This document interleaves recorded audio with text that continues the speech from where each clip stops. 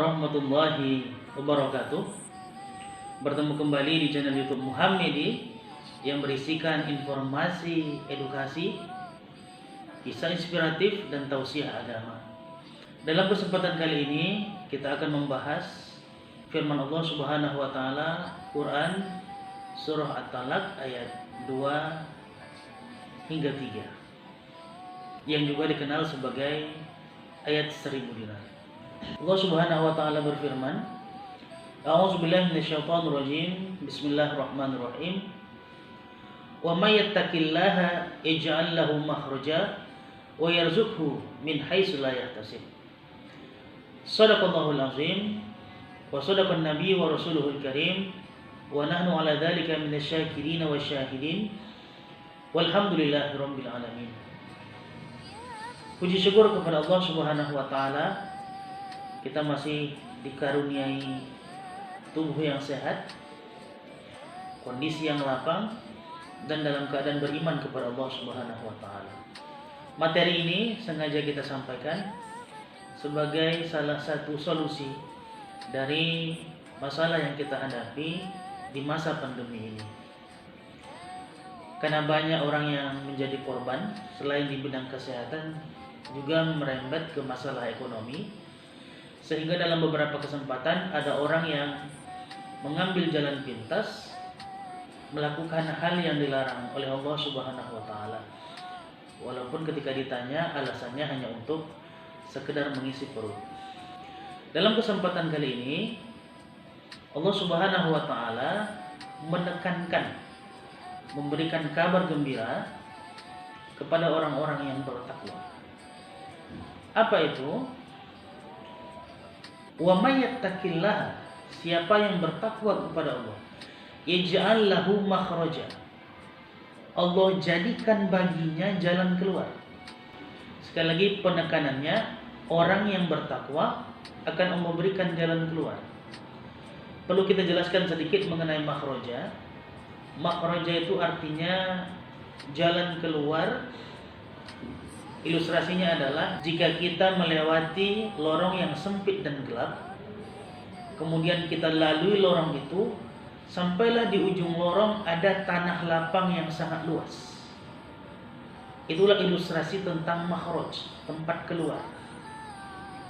Artinya orang yang bertakwa kepada Allah Subhanahu wa taala, janji Allah Subhanahu wa taala akan diberikan jalan keluar dari masalahnya, sehingga dia merasa lapang dan masalahnya pun selesai.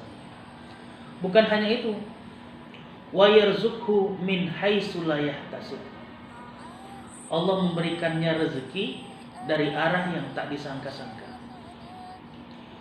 Di masa pandemi ini berbagai macam dampak, dari mulai PHK, pengurangan gaji, sedikitnya income, sementara tetap harus memenuhi kebutuhan sehari-hari. Tentu kita berharap rezeki kita terus mengalir. Masalahnya adalah banyak orang menyangka pandemilah penyebab rezekinya berkurang. Padahal Nabi mengajarkan tidak akan meninggal seseorang sampai memang rezekinya sudah tercukupi sesuai dengan perjanjiannya dengan Allah. Artinya sekarang momentumnya, jangan pernah takut kita meninggal sementara kita menganggap rezeki kita belum sampai semuanya. Lalu apa yang harus kita lakukan? Yang harus kita kerja yang pertama adalah orang bertakwa itu seperti apa, sehingga mendapatkan jalan keluar dari masalah yang dihadapi, kemudian bonusnya mendapatkan rezeki dari arah yang tak disangka-sangka. Takwa secara sederhana artinya patuh kepada Allah Subhanahu wa taala, melaksanakan segala perintahnya dan menjauhi segala larangannya. Kenapa takwa ini penting? Karena dalam sebuah hadis qudsi Allah mengatakan nanti akan ada orang yang akan Allah tunda-tunda urusannya karena dia menunda-nunda melaksanakan ibadah sholatnya. Di antara kepatuhan kepada Allah Subhanahu wa taala adalah dengan rutin dan patuh melaksanakan ibadah sholat tepat waktu. Karena memang kalau kita lihat dari syariat Islam, yang paling urgen dan fundamental yang dilakukan kewajiban setiap hari adalah melaksanakan ibadah sholat. Bukan hanya sekedar sholat, tapi ikut rukun dan syaratnya. Bukan sekedar ikut rukun dan syaratnya, tapi tepat waktunya. Kenapa? Karena Allah Subhanahu wa taala mengatakan fawailul lil musallin. Celakalah orang-orang yang sholat, alladzina hum an sholatihim sahun, yaitu orang yang lalai dalam melaksanakan sholat. Sekalipun dia melaksanakan sholat, sebagai contoh, dia sholat asar jam 6 sore, sementara maghrib jam 6 lewat 20 menit. Artinya sekalipun dia melaksanakan sholat asar di masa itu, yang selama ini dia lalaikan, seharusnya sekitar jam setengah 4 sudah azan, bisa melaksanakan ibadah tepat waktu, sementara dia menunda-nundanya.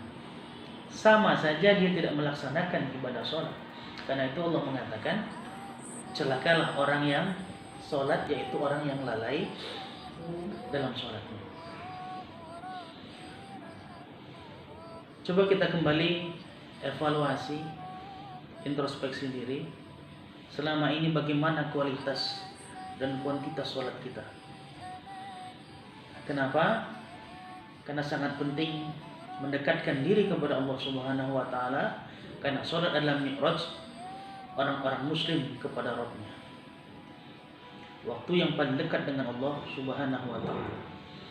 Jadi bukan hanya sekedar melaksanakan sholat, tapi lihatlah sholat dengan tepat waktu, cukup rukun dan syaratnya, sehingga Allah Subhanahu wa taala menerima sholat kita. Kemudian yang kedua adalah sedekah. Kalau kita ingin keluar dari masalah yang kita hadapi, yang pertama kita perbaiki sholat kita, yang kedua kita bersedekah, membagi rezeki kepada orang yang mampu. Karena ada malaikat yang tugasnya adalah mendoakan orang yang setiap paginya berinfak, bersedekah kepada orang yang membutuhkan. Sekali lagi, ada malaikat yang khusus tugasnya adalah mendoakan orang yang berinfak setiap paginya. Ya Allah, karuniakanlah rezeki yang melimpah kepada orang yang berinfak pada hari ini. Kenapa? Dalam hadis qudsi, anfik alaih. Kalau kita berinfak, maka Allah akan berinfak memberikan yang lebih kepada kita. Dan yakinlah, tidak ada sejarahnya orang yang rajin berinfak jatuh miskin.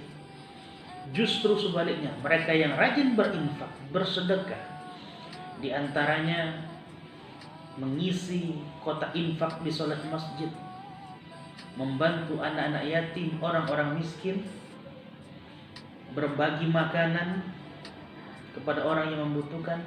Yakinlah itu semua jika dilakukan, maka rezeki kita dilapangkan dan betul-betul Allah berikan kepada kita rezeki dari arah yang tak disangka-sangka. Akan berbeda orang yang hanya memberikan hartanya atau berbagi kepada orang lain ketika melihat orang itu yang membutuhkan, dengan orang yang memang setiap hari sudah bernazar, sudah beriktikad di dalam hatinya, pokoknya setiap hari ketika aku keluar dari rumah harus ada yang aku berikan kepada orang lain. Barangkali memberikan hanya 1, 2, atau 3 permen kepada anak-anak, memasukkan uang infak ke dalam kotak infak, atau bukan berbentuk materi, tapi memberikan jasa, bantuan, mempermudah urusan orang lain, apapun bentuknya. Insya Allah, jika kita berinfak, memudahkan urusan orang lain, Allah juga akan memudahkan urusan kita.